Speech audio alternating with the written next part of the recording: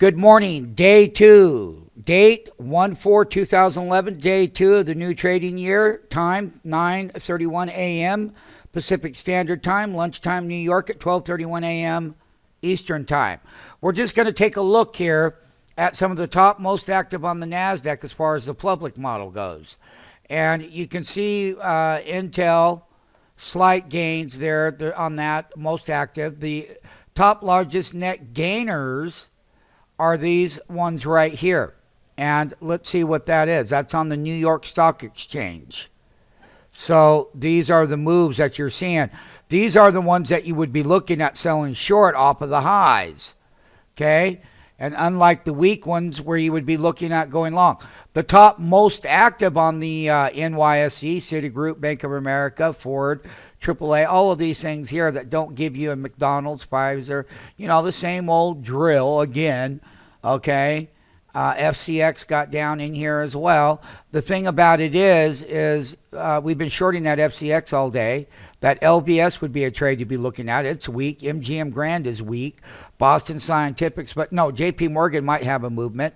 But once again, there are always opportunities. It's not something our MMTs always do. As far as taking a look here on the NYSE, the top largest gainers, AutoZone, these are the loser board. And you can see what these losing ones are, and the ones that MMTs like AZO, take a look at some of the symbols in here. There's that CMG. We were short that all day. And these are the distribution side of the market right here. And on the end, and you got FCX in here, you got FLIR, it's, various different sectors that are in here. Salesforce is down here, so these are the losers today on that board, which that means that the good ones in here, you can actually get net long on some of these. That AZO, put that in the brain, put that CMG. We've been trading that all day, every day. Go ahead, FCX, we've been on that one, and we've been shorting the weaknesses that are in here. But take a look at AZO, take a look at WPO. These are the big down moves. They do walk off of the bottom. WPO, here it is, last price $431.99. AutoZone, whoever thought it would get up there. There could be weakness in China. They made a lot of money out of there. 260 down, 8.3% change from the close, and there's a total volume of shares traded. Alert So AAPL once again, 8% at these are above the things that we're looking at, 15.00. MMTs, as far as the mid-morning update and trading opportunities go on the indexes. As far as the S&P 500, I'll get Alert to that. AAP. Another thing that we would like to show our MMTs is that Dow, and each one of the lines on the Dow intraday are 8.38 in the brain. The thing about it is you put in the highs up here, and you came all the way down, and you worked off the bottom off of that Dow.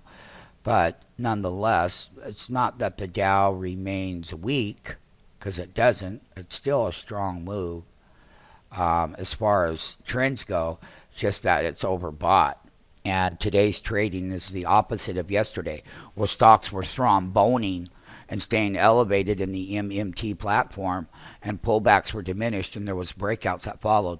Today is the opposite, where stocks started to sell off short. They came down, they do a 369 off the bottom, slide half that bar, and they come down and make another lower low. Then they consolidated, they came up.